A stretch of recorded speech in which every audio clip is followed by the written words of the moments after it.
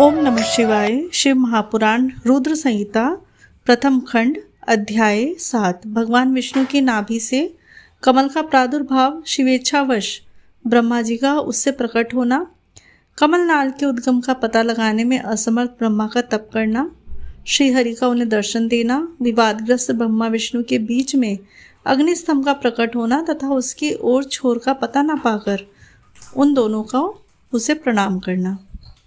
ब्रह्मा जी कहते हैं, देवर्षि, जब नारायण देव जल में शयन करने लगे उस समय उनकी नाभि से भगवान शंकर के इच्छावश सहसा एक उत्तम कमल प्रकट हुआ जो बहुत बड़ा था। उसमें असंख्य नालदंड थे। उनकी कांति कनेर के फूल के समान पीले रंग की थी तथा उसकी लंबाई और ऊंचाई भी अनंत योजन वाली थी। वह कमल करोड़ों सूर्य के समान प्रकाशित हो रहा था। सुंदर होने के साथ ही संपूर्ण तत्वों से युक्त था और अत्यंत अद्भुत, परम रमणीय, दर्शन के योग्य तथा सबसे उत्तम था। तत्पश्चात कल्याणकारी परमेश्वर शाम सदाशिव ने पूर्ववत प्रयत्न करके मुझे अपने दाहिने अंग से उत्पन्न किया। उन महेश्वर ने मुझे तुरंत ही अपनी माया से मोहित करके नारायण देव के नाभि कमल में डाल दिया और लीलापूर्वक मुझे वहां से प्रकट किया। इस प्रकार उस कमल के पुत्र के रूप में मुझ हिरण्यगर्भ का जन्म हुआ। मेरे 4 मुख हुए और शरीर की कांति लाल हुई। मेरे मस्तक त्रिपुंडु की रेखा से अंकित था। तात भगवान शिव की माया से मोहित होने के कारण मेरी ज्ञान शक्ति इतनी दुर्बल हो रही थी कि मैंने उस कमल के सिवा दूसरे किसी को अपने शरीर का जनक या पिता नहीं जाना। मैं कौन हूँ, कहाँ से आया हूँ, मेरा कार्य क्या है, मैं किसका पुत्र होकर यहाँ उत्पन्न हुआ हूँ और किसने इस समय मेरा निर्माण किया है।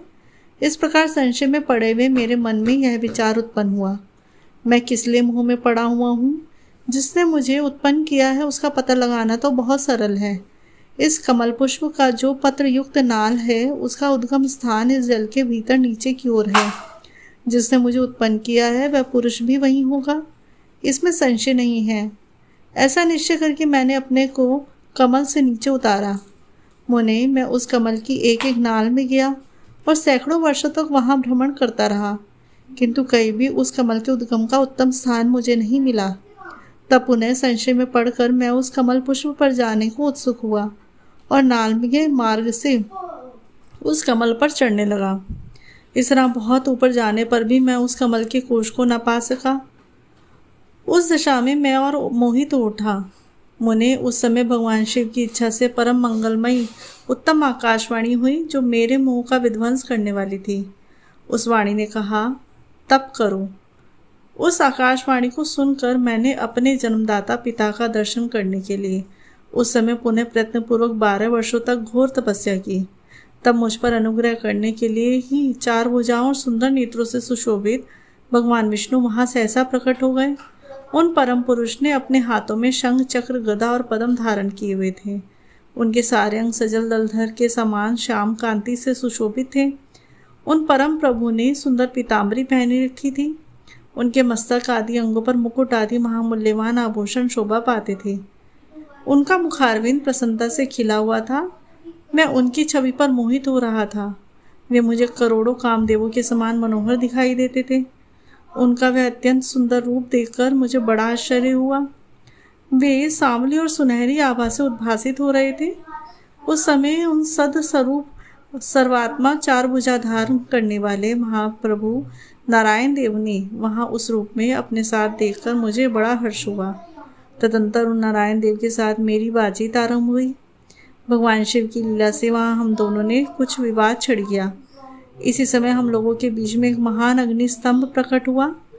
मैंने और विष्णु ने क्रमशः ऊपर नीचे जाकर उसके आदि अंत का पता लगाने का प्रयत्न किया, परंतु हमें कहीं भी उनका और छोर नहीं मिला।